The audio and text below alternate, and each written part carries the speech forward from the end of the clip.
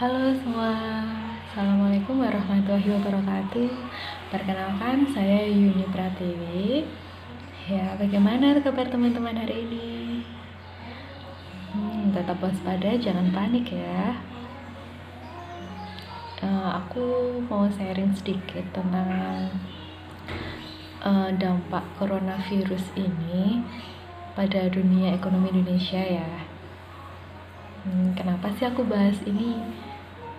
Soalnya kemarin banyak dari temanku, saudara, ataupun tetangga banyak yang tanya, banyak yang sharing juga, banyak cerita tentang Mbak, ini usahaku kayak gini nih karena corona. Terus tanya gini juga, bener gak sih yang dikatakan Bapak Presiden Joko Widodo itu yang di televisi kemarin tentang penundaan pembayaran selama 1 tahun kayak gitu. Di sini yang setelah aku baca di peraturan Otoritas Jasa Keuangan nomor 11 POJK 03 tahun 2020 tentang stimulus perekonomian nasional sebagai kebijakan kontrsiklikal dampak penyebaran coronavirus disease 2019. Begini intinya yang melatar belakangi penerbitan POJK ini yaitu secara langsung maupun tidak langsung coronavirus ini berdampak terhadap kinerja dan kapasitas debitur termasuk UMKM, sehingga potensi untuk mengganggu kinerja perbankan dan stabilitas sistem keuangan yang dapat mempengaruhi pertumbuhan ekonomi. Jadi OJK ini membuat peraturan untuk stabilitas ekonomi. Ya, POJK mengenai stimulus perekonomian ini dikeluarkan untuk mengurangi dampak terhadap kinerja dan kapasitas debitur yang diperkirakan akan menurun akibat wabah virus corona, sehingga bisa meningkatkan resiko kredit yang berpotensi mengganggu kinerja perbankan dan stabilitas sistem keuangan. Melalui kebijakan ini, perbankan juga memiliki pergerakan yang lebih luas sehingga pembentukan untuk kredit macet dapat terkendali dan memudahkan memberi kredit baru kepada debiturnya. POJK ini diharapkan dapat menjadi kontrsiklikal dampak penyebaran virus corona sehingga bisa mendorong optimalisasi kinerja perbankan, khususnya fungsi intermediasi, menjaga stabilitas sistem keuangan dan mendukung pertumbuhan ekonomi. Untuk sektor-sektor yang sektor ekonomi ini ada beberapa. Contohnya kayak pariwisata. Secara nggak langsung pariwisata ini sangat terdampak ya, karena orang-orang diwajibkan di rumah saja. Jadi pariwisata beberapa waktu ini diharuskan untuk tutup. Kemudian transportasi kayak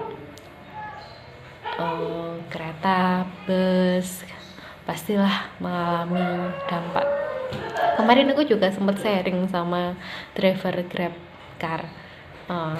Secara kata beliau seperti ini, terdampak banget Mbak, ini wes susah. Sehari biasanya bisa 14 kali putaran, ini baru 3 kali, itu pun sudah menjelang maghrib. Kemudian perhotelan ya otomatis terdampak ya, perdagangan apalagi nih, secara nggak langsung orang yang terlockdown ya seperti itu. Untuk perdagangan kayak dia distribusi barang dari kota yang lockdown udah nggak bisa masuk barang kayak gitu. Terus pertambangan, pertanian, dan pengolahan. Perlakuan ini gimana sih dari beberapa sektor tadi, terus mempunyai pinjaman di bank ya. Terus lanjut lagi nih ya, bagaimana sih ini caranya yang mempunyai usaha, mempunyai pekerjaan yang terdampak di corona ini tapi memiliki pinjaman. Tata caranya untuk ini kan penundaan pembayaran dikatakan oleh Bapak Presiden. Namun dalam bahasa bank ini disebut dengan restrukturisasi kredit atau pembiayaan yang ditetapkan lancar sesuai POJK.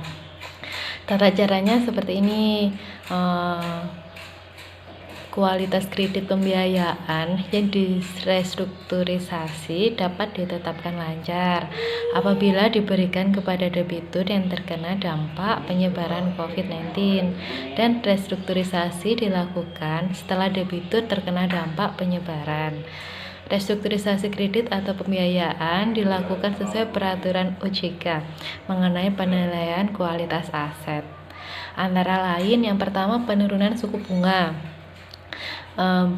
Penurunan suku bunga ini misalnya pinjaman sebelumnya ini suku bunga yang didapatkan ini misalnya 18% per tahun. Dengan cara yang poin pertama ini penurunan suku bunga ini bisa lebih rendah dari bunga sebelumnya. Yang kedua perpanjangan jangka waktu. Yang kedua perpanjangan jangka waktu. Perpanjangan jangka waktu ini misalnya tahun yang sebelumnya, sebelum terdampak adanya corona ini, jangka waktu kreditnya 36 bulan atau 3 tahun. Pada saat berjalan masih dapat 1 tahun, berarti kan masih ada 24 bulan lagi nih. Itu nanti 24 bulan diperpanjang lagi, bisa jadi 30, bisa jadi ditambah 6 bulan atau tambah 12 bulan lagi. Yang ketiga pengurangan tunggakan pokok. Jika dalam tunggakan pokok ini di dalam masa virus corona itu ada pengurangannya. Yang keempat ada pengurangan tunggakan bunga, kurang lebih sama kayak tunggakan pokok tadi. Terus kemudian yang kelima penambah fasilitas kredit pembiayaan. Ini maksudnya misalnya nih sebelum adanya dampak ini memiliki pinjaman sebesar katakanlah 10 juta, terus dalam masa ini sudah membayar sisa 8 juta, seperti itu. Sisa 8 juta. Jadi ini bisa ditambah fasilitas kredit, misalnya menjadi 10 juta lagi.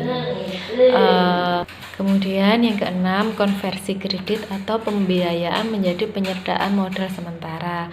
Ini biasanya sebelumnya ini kan kredit investasi nih, misalnya, atau kredit konsumsi aja lah katakanlah, kredit konsumsi sebelumnya, terus kemudian terdampak virus corona bisa dikonversi menjadi penyertaan modal.